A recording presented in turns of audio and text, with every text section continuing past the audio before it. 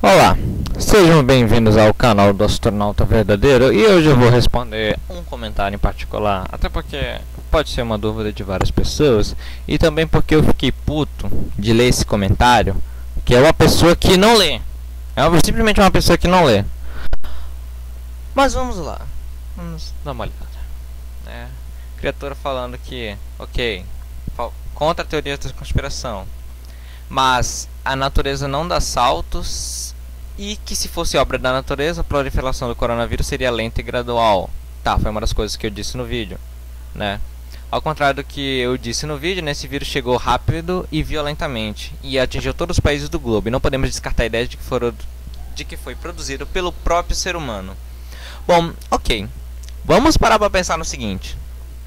Tá, o vírus se espalhou rapidamente por vários países e mesmo assim eu disse no vídeo que se fosse realmente uma arma teria se espalhado violentamente, certo? Até eu dei um exemplo na descrição do vídeo do quão violento poderia ser, né, da capacidade que o vírus, na verdade, ele tem se espalhado de maneira muito lenta comparado ao seu potencial como arma. Olha só, eu quero lembrar para vocês que nós vivemos num mundo globalizado. A última epidemia que colocou medo no mundo, muito medo mesmo no mundo, de fato, foi a gripe espanhola. A gripe espanhola, ela aconteceu nos anos 20. Cadê? Deixa eu voltar pra cá. A gripe espanhola, ela aconteceu nos anos 20. Tá ok? Então vamos lá, né? Matou 50 mil? Não, matou 50 milhões de pessoas. Ok. A gripe espanhola, ela aconteceu nos anos 20.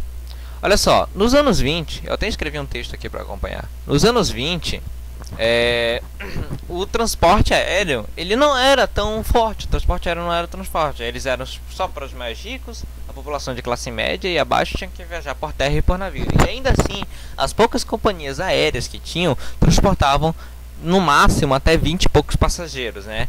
E com os dados de hoje, é óbvio, né, com os números de hoje é óbvio, se não é até normal que se aconteça uma epidemia nessa magnitude que nós estamos vendo hoje. Olha só, cadê? Vocês não disseram que eu estou tirando informação do cu? Isso aqui é de um documentário, é uma matéria sobre a evolução das viagens aéreas de 1920 até 2017. Dos anos 20, os aviões viajavam no máximo 3 mil pés de altura, deve ser o que? Uns 20 quilômetros, eu acho. E carregavam menos de 20 passageiros durante os anos 20. Ou seja, durante a época do surto de gripe espanhola, carregavam menos de 20 passageiros. Ou seja, um ônibus hoje é capaz de carregar mais passageiros do que um avião do começo do século 20. Esse gráfico, cadê? Esse gráfico, cadê? O outro gráfico. Esse gráfico aqui, que foi que eu coloquei aqui, esse gráfico aqui, ele mostra, desde os anos 70, desde 75, os números sextuplicarem até 2015, 2014 e 2015. Os números de viagens aéreas, eles sextuplicaram, era de 500 milhões durante o começo dos anos 70 e 3 bilhões em 2014. Os números sextuplicaram, ou seja, sextuplicou o número de pessoas que viaja de um lugar para o outro, que pode se contaminar e viajar para outros lugares do mundo. Ou seja, multiplicou por 6 vezes a quantidade de pessoas, a velocidade, praticamente a velocidade com que qualquer vírus, qualquer pandemia poderia se espalhar no mundo. Ou seja, esse aumento na velocidade que nós estamos vendo é algo esperado, é esperado do próprio sistema. Se a gripe espanhola tivesse acontecido hoje no lugar do coronavírus, a gente estaria enfrentando problemas semelhantes, porque o número de pessoas viajando de um lugar para o outro aumentou. Além do mais, isso aqui é de conhecimento público, jornal, televisão, eu não preciso colocar fonte, vocês estão vendo isso todo dia. O coronavírus é um vírus assintomático, ou seja, o tempo de incubação dele é de mais ou menos 14 dias. Então, se você pega o vírus na China ou de outra pessoa contaminada e volta para casa, você contamina todo mundo no avião, contamina no aeroporto, em casa, no ônibus para o trabalho ou na portaria do trabalho durante os próximos 12 ou 10 dias antes de surgir algum sintoma da doença. E também é capaz de ficar o vírus é capaz de ficar numa superfície por até 9 dias, dependendo do tipo de superfície. Agora vamos lá. Vamos pegar o exemplo do ônibus. O ônibus ele pode transportar até 40 pessoas. Capacidade de um ônibus. No Distrito Federal é de 46 passageiros, né? Ok. 40 passageiros para baixo não é um mau número, principalmente em grandes centros urbanos. Não é um mau número. Se esse ônibus circula por 10 horas, fazendo viagens de 40 minutos, tem ônibus que viajam mais ou menos, e ele fazendo 15 viagens, ele vai transportar 600 pessoas por dia. Se você não pegar em nada, se você for o mestre do equilíbrio e só andar da entrada do ônibus até o seu assento, você vai ter infectado mais ou menos umas 15 pessoas. Se ele faz 15 viagens, 15 pessoas vão ter pego no seu assento, na menor das hipóteses. 15 pessoas vão ter pego no seu assento. Agora, se você, como todo ser humano, pegou nas hastes antes de se sentar, passou se equilibrando no ônibus, esbarrando em pessoas dentro do ônibus, você infectou mais de 50 pessoas num dia. Sem falar que nos outros 8 dias o vírus vai estar nas superfícies que você encostou, e nos próximos 13 dias, todas as pessoas que você contaminou no dia anterior vão continuar usando o mesmo ônibus, vão continuar indo para outros lugares.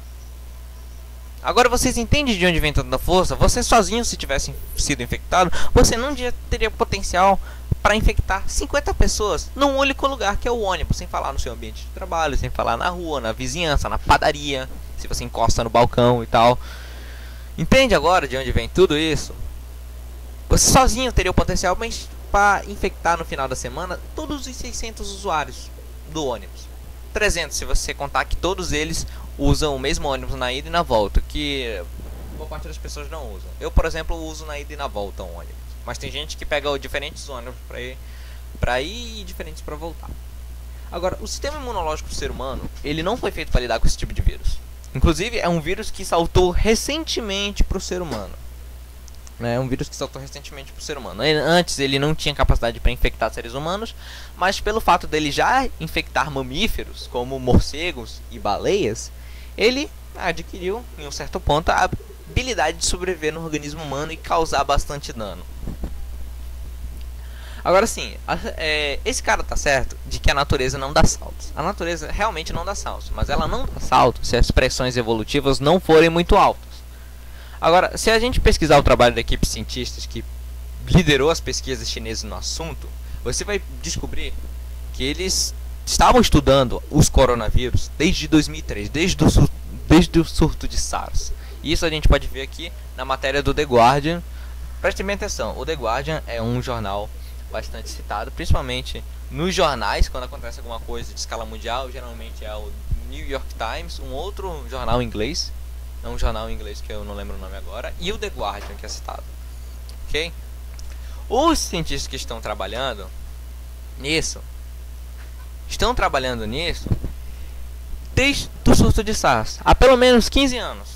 Eu coloquei 17 e 18 porque foi quando começou, mas assim, se você parar para prestar atenção há quanto tempo o SARS vem atacando os seres humanos, provavelmente são uns 20 anos.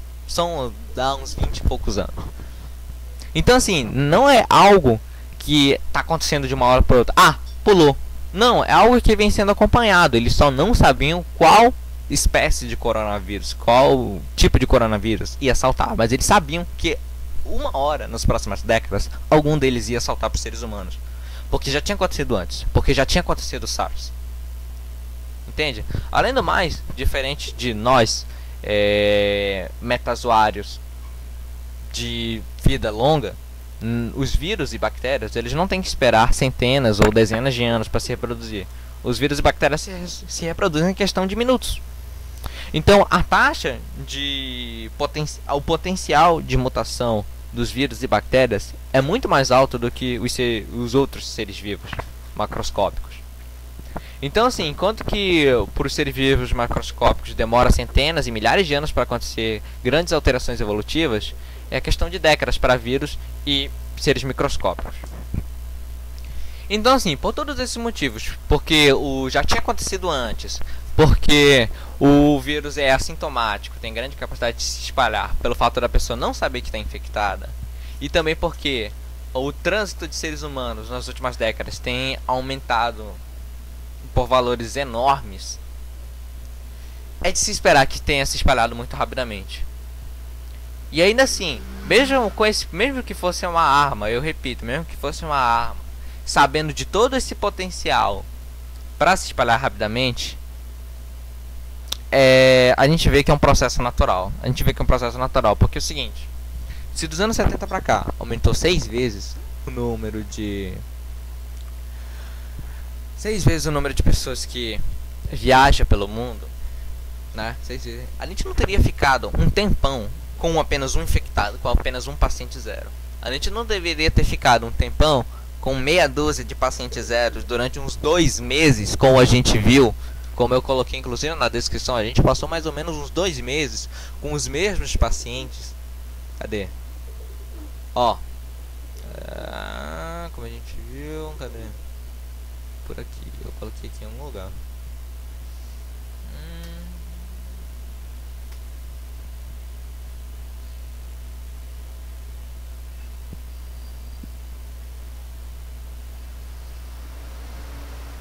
Aqui, ó. Até dezembro, durante mais ou menos uns 2 meses, o número de infectados não passou de 30. Olha, se é uma arma biológica, você poderia ter jogado num tanque de água, poderia ter jogado na rua, que você teria muito mais de 30 infectados. Se fosse realmente uma arma, é uma arma que não funcionou muito bem. Falhou miseravelmente como arma.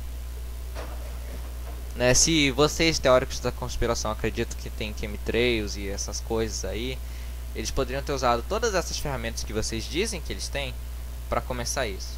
Mas não. É um processo que imita tão bem o natural que tem que ser natural. A gente vê. Então tá. Eu termino o vídeo aqui.